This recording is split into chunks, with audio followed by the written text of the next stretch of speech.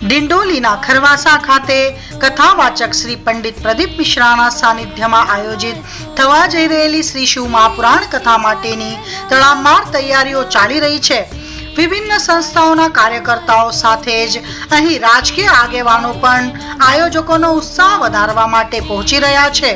રવિવારે ઉધના વિધાનસભા ક્ષેત્રના ધારાસભ્ય મનુભાઈ પટેલે પણ આયોજન સ્થળની મુલાકાત લીધી હતી। આ પ્રસંગે તેઓએ આ પ્રકારના ઐતિહાસિક ધાર્મિક આયોજનની સરાહના કરી હતી અને આયોજક સુનિલ પાટીલ અને સમ્રાટ પાટીલ સહિત સાઈ લીલા ગ્રુપના આ કાર્યને વધાવી જરૂરી મદદ પૂરી પાડવા માટેનું આશ્વાસન પણ આપ્યું હતું। સૌભાગ્ય છે આપણું સૌનું કે વેદાંતા સિટી અને વેદાંતા સિટીનું આ 200 થી 250 વીઘા જમીનની અંદર થઈ રહેલું એક સૌથી મોટું સુરતનો સૌથી મોટો પ્રોગ્રામ અને એમાં પણ ધાર્મિક શિવ મહાપુરાણ જે લોકો શ્રવણ કરવા માટે આ ગુરુજીના અધ્યાત્મ જીવનને ઓળખવા માટે અને ભગવાન શ્રી શિવનો મહિમા જાણવા માટે સાંભળવા માટે આખું સુરત તત્પર છે। મહારાષ્ટ્ર, ઉત્તર ભારત, પંજાબ, રાજસ્થાન, મધ્યપ્રદેશ આ દરેક રાજ્યોમાંથી સેવાકીય અને સેવાભાવી વ્યક્તિઓ અહીંયા ઉમટી પડવાના છે। 200 થી 250 વીઘાની અંદર માત્ર ને માત્ર જ્યારે આ ગુરુજી પધારશે ત્યારે એમનું શ્રવણ કરવા માટે જે માઈ ભક્તો આવશે, શિવ ભક્તો આવશે, એમને બેસવાની જગ્યા 1000 ફૂટ લાંબા અને 300 ફૂટ પહોળા એવા જર્મન ડોમ, એવા 3-3, 4-4 જર્મન ડોમ બની રહ્યા છે અહીંયા। એની સાથે સાથે બીજા ઘણા બધા ડોમ બની રહ્યા છે। સેવાકીય સંસ્થાએ આજે બીડું ઉપાડ્યું છે। એની અંદર આ ગ્રુપ સાઈ લીલા ગ્રુપ એ આની જવાબદારી લીધી છે। સુરત શહેરની અંદર આવનારી 16 તારીખથી 22 તારીખ સુધીમાં રોજના 15 લાખ શિવ ભક્તો અહીંયા ઉપસ્થિત થવાના છે। જ્યારે હું ધન્યવાદ કરું છું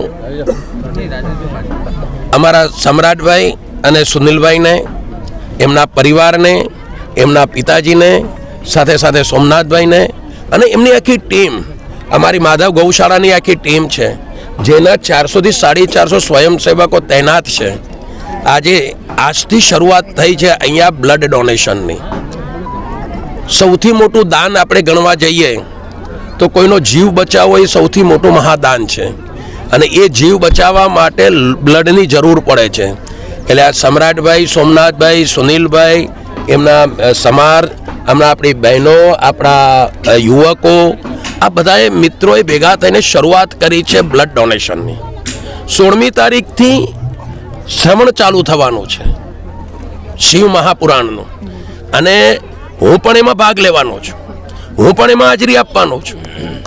આ મહાભિયોગ, આ દિવસ આપણને કદાચ સુરતવાસીઓને, કદાચ સમ્રાટભાઈ અને એમના ભાઈ સુનિલભાઈ, એમનો પરિવાર, એમના પિતાજી, જે મને જાણવા આવ્યું છે કે 24 કલાકમાંથી 10 થી 12 કલાક સતત ભગવાન શિવની આરાધનાને પૂજા જ કરે છે, એવા ઘરમાંથી આ વિચારો ઉત્પન્ન થયા છે, એવા પરિવારમાંથી આ જે વિચારો ઉત્પન્ન થયા છે।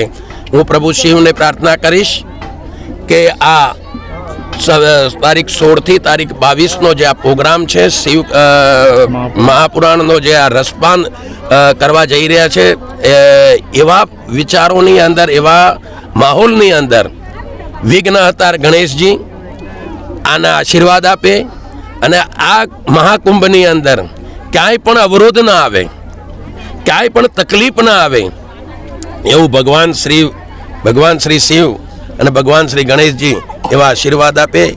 એ જ સાથે સાથે હું સુરતની જનતાને, સુરતના ધર્મપ્રેમીઓને અને શિવ પ્રેમીઓને વિનંતી કરું છું, તમે રખેને ભૂલતા નહીં, તમે તમારા ઘરે બેસતા નહીં। 16 તારીખથી 22 તારીખ સુધી અવશ્ય તમે આ શિવ મહાપુરાણની કથાનું વાંચન સાંભળજો, એનું શ્રવણ કરજો, તમારું જીવન ધન્ય થઈ જશે। હું આ વિસ્તારની અંદર આજે આવ્યો છું, આ જોવા માટે આવ્યો છું, આનો જાયજો લેવા માટે આવ્યો છું અમે બધા મિત્રોની સાથે કે આ કેટલી વિશાળ જગ્યાની અંદર આખું આ આયોજન થઈ રહ્યું છે. હું એના માટે સાઈ લીલા ગ્રુપને, સાઈ લીલા પરિવારને, એમના ગ્રુપને અંતરથી ખરેખર એમને અભિનંદન આપું છું અને એમને વંદન બી કરું છું કે આવા જ પ્રોગ્રામો સુરતની ધરતી ઉપર થાય. ભાગ્યશાળી આ ધરતી છે, આપણને નતમસ્તક એને નમન કરવાનું મન થાય છે આ ધરતી ઉપર કે આ ધરતી ઉપર બેઠેલો વ્યક્તિ જ્યારે આવા શિવ મહાપુરાણનો અભિયોગ લઈને આવે અને એના વિચારો જ્યારે લઈને આવે અને વિચારોને ફળીભૂત કરવાનું કામ આપણા સૌ ધર્મપ્રેમીઓનું છે, સૌ શિવ ભક્તોનું છે. એટલું જ કહીને હું આપ સૌને વિનંતી કરીશ, આ માધ્યમથી હું સુરતની જનતાને, ગુજરાતની જનતાને વિનંતી કરું છું કે આ શિવ મહાપુરાણના આપણા પ્રોગ્રામને નિહાળજો, આવજો, અહીંયા હાજરી આપજો અને આપણી સનાતન સંસ્કૃતિનો જે જગમગાટ દીવો છે એને વધારે મજબૂત કરજો. સનાતન સંસ્કૃતિની જે આ જ્યોત છે એ જ્યોત અવ્વલ રહે, એ જ્યોત આગળ વધે, એ જ્યોત મજબૂત રહે અને ધજા, આ ધર્મની ધજા ફરકતી રહે, એ દિશામાં આપણે સૌ આગળ વધીએ.